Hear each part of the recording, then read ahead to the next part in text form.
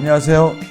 말씀 묵상 이광재 목사입니다. 하나님께서는 사도 바울을 통해서 계속해서 유대인들이 말하는 그들의 구원에 대한 잘못된 지식들, 그러나 하나님의 말씀, 하나님께서 구약을 통해서 하신 그 말씀이 어떤 의미인지를 오늘 사도 바울을 통해서 다시 재해석을 통해 믿음으로 말미암은 구원이 무엇인지에 대해서 다시 확인해 주고 있습니다. 이것은 우리가 구원의 확신을 갖는 근거이기도 한데요. 오늘 말씀이 저희들 삶에는 직접적으로 어떻게 의미가 있는지를 또 같이 나누어 보도록 하겠습니다. 제가 기도하고 시작하겠습니다.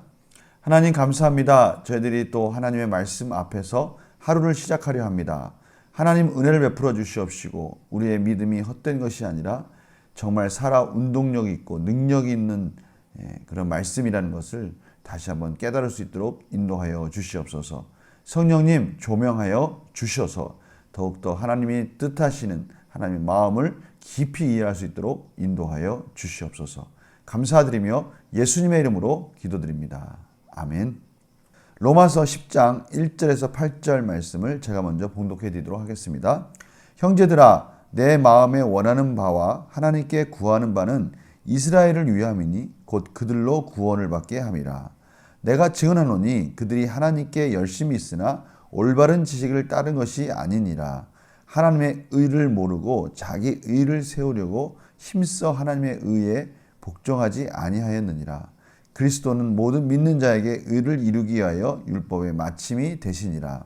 모세가 기록하되 율법으로 말미암은 의를 행하는 사람은 그 의로 살리라 하였거니와 믿음으로 말미암은 의는 이같이 말하되 내 마음에 누가 하늘에 올라가겠느냐 하지 말라 하니 올라가겠느냐 함은 그리스도를 모셔 내리려는 것이요 혹은 누가 무저갱에 내려가겠느냐 하지 말라 하니 내려가겠느냐 함은 그리스도를 죽은 자 가운데서 모셔 올리려는 것이라.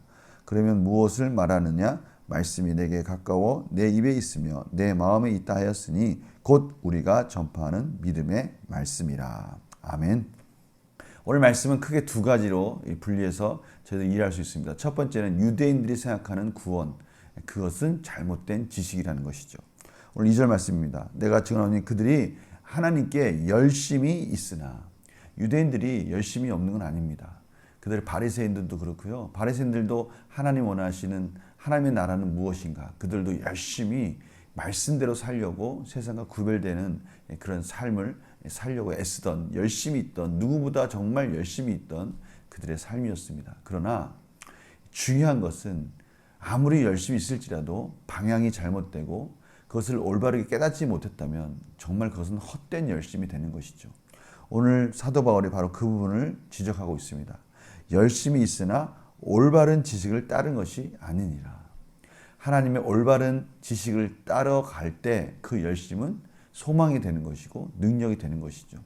그러나 유대인들이 가던 그 열심의 길은 잘못된 지식이었습니다. 따라서 유대인들이 행하려고 하는 그 율법의 의는 스스로가 행할 수 없다는 것을 가르쳐 주는 것이며 결국 그 율법은 예수 그리스도를 향하고 있었던 것입니다. 예수님께서 십자가의 죽으심으로 말미암아 완성하신 그 율법, 그 율법의 의를 이제 저희들에게 은혜로 주셨습니다. 이제 더 이상 다른 어떠한 말씀의 성취가 필요가 없는 것이죠. 6절 말씀과 같이 믿음으로 말미암는 의는 이같이 말하되 내 마음에 누가 하늘에 올라가겠느냐 하지 말라 하니 올라가겠느냐 함은 그리스도를 모셔 내리려는 것이요. 이미 예수님께서 모든 구원을 다 완성했는데 누가 하늘에 올라가겠느냐 하지 말라는 거예요. 그 말은 무슨 뜻입니까? 하늘에 올라가서 다시 하나님께 메시아를 보내달라고 한다는 겁니다. 그것은 예수님이 이미 오셨는데 왜 또 그러한 것들이 필요하느냐, 그런 것이죠. 혹은 누가 무저갱에 내려가겠냐 하지 말라 하니 내려가겠냐 하면 그리스도를 죽은 자 가운데서 모셔 올리려는 것이라. 누가 우리의 죄를 위해서 십자가에 죽고 다시 무덤에 묻혀야 되느냐? 이미 예수님이 다 완성하셨지 않습니까? 그런데 그런 말을 한다는 것은 그 예수님의 율법의 완성 마침을 그들이 온전히 이해하지 못하는 것이죠. 결국 예수님께서 예언의 말씀을 성취하신 그 구속의 은혜, 그것이 하나님께서 우리에게 주신 구원의 길이라는 것을 말씀하고 있습니다. 바로 8절이죠. 그럼 무엇을 말하느냐? 말씀이 내게 가까워 내 입에 있으며 내 마음에 있다. 이제 이 말씀이 우리의 마음에 가까이 있고 믿음으로 말미암아 그 말씀을 믿음으로 말미암아 이제 우리가 구원을 얻을 수 있다라고 말씀하고 있는 것입니다. 문제를 풀어가면서 또 더욱더 구체적으로 신명기 말씀과 같이 한번 이해해 보도록 하겠습니다. 바울은 유대인이 구원에 이르지 못한 이유가 무엇이라고 말합니까? 2절에서 3절입니다. 그들이 열심이 없는 건 아니지만 그들의 지식이 잘못됐다는 것입니다. 3절에 보니까요. 하나님의 의를 모르고 하나님의 의는 예수 그리스도로 말미암아 우리에게 허락해 주신 의입니다. 그것을 모르고 자기 의를 세우려고 힘써 하나님의 의에 복종하지 아니했다. 실제적으로 예수님께서 그들에게 거하시며 하나님의 말씀을 온전히 선포하며 하나님의 나라를 선포했고 복음을 전했지만 그들은 예수님을 핍박하고 십자가에 못 박기까지 한 것입니다. 그들이 잘못된 지식을 가지고 있었던 것이죠. 2번 볼까요? 바울은 유대인에게 믿음의 근거한 의를 설명하며 무엇을 강조합니까? 8절 말씀입니다. 무엇을 말하느냐? 말씀이 내게 가까워 내 입에 있으며 내 마음에 있다 하였으니 곧 우리가 전파하는 믿음의 말씀이다. 오늘 사도 바울이 말하는 것은 바로 말씀입니다. 말씀이 예언했던 그 말씀의 성취가 예수 그리스도로 이루어졌고 그 모든 것을 설명하고 있는 이 하나님의 말씀이 우리의 믿음의 근거이고 구원의 확신의 근거라는 것이죠. 영과 묵상실을 볼까요? 바울은 왜 하늘과 무저갱을 예로 들며 믿음으로 얻는 구원에 대해 설명합니까?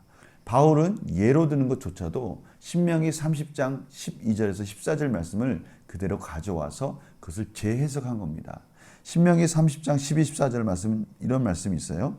하늘에 있는 것이 아니니 내가 이르기를 누가 우리를 위하여 하늘에 올라가 그의 명령을 우리에게 가지고 와서 우리에게 들려 행하게 하려 할 것이 아니요 이것이 바다 밖에 있는 것이 아니니 내가 이르기를 누가 우리를 위하여 바다를 건너가서 그의 명령을 우리에게 가지고 와서 우리에게 들려 행하게 하려 할 것도 아니라 오직 말씀이 내게 매우 가까워서 내 입에 있으며 내 마음에 있은즉 내가 이를 행할 수 있느니라.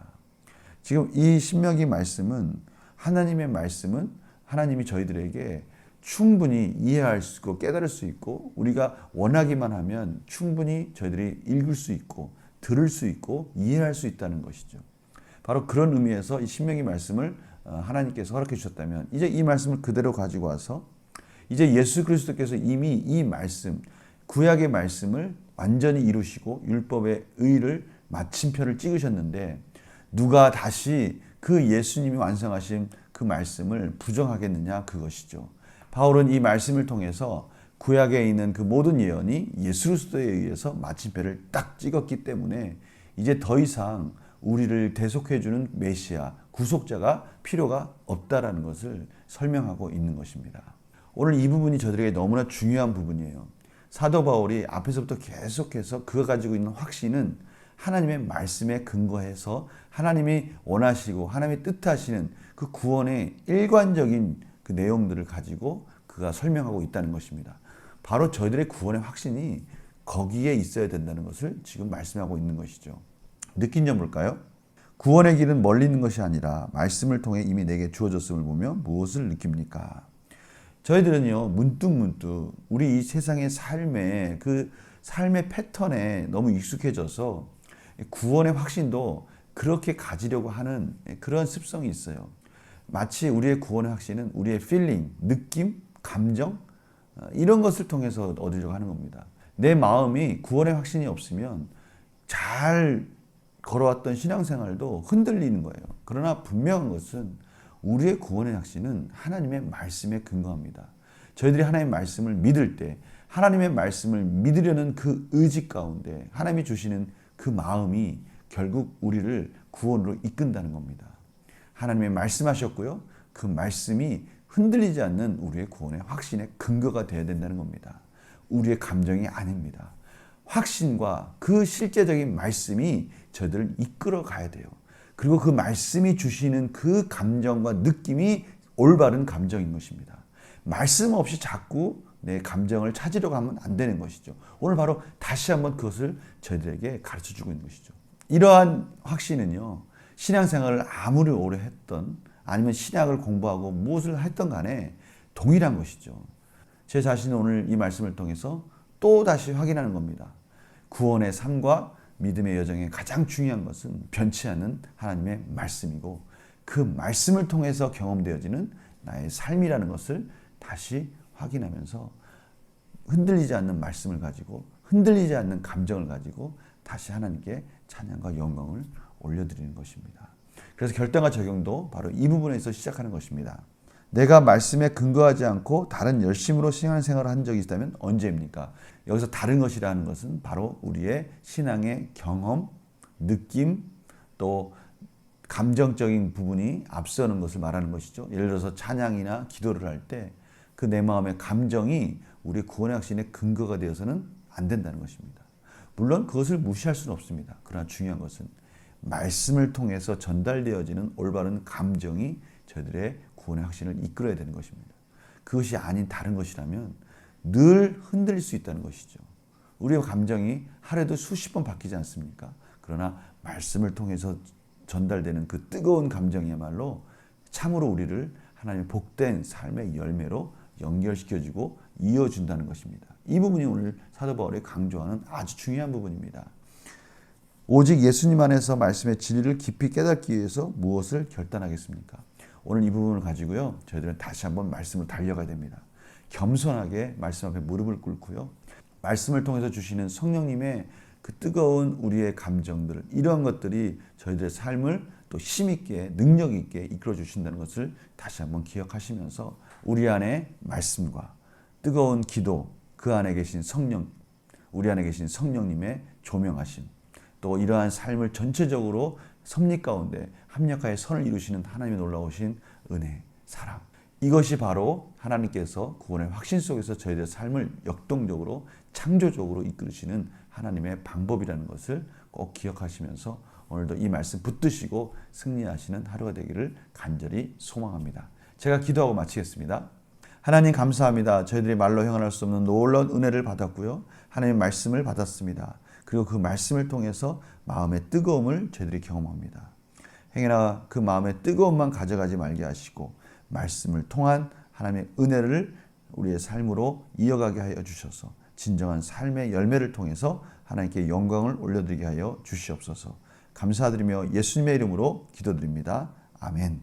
저희들은 어제 주님께서 가르쳐 주신 기도에 대해서 같이 나눴습니다. 마태복음 6장 9절에서 13절 사이에 있는 우리가 흔히 말하는 이 주기도문, 그것을 통해서 참으로 기도한다는 것, 그것이 바로 말씀을 통해서 또 기도하는 한 방법이지 않습니까? 오늘 하루 이 말씀을 통해서 흔들리지 않는 그 말씀을 통해서 하나님께 나아가며 승리하시는 그런 복된 하루가 되기를 간절히 소망합니다. 저는 내일 또 뵙겠습니다. 안녕히 계세요.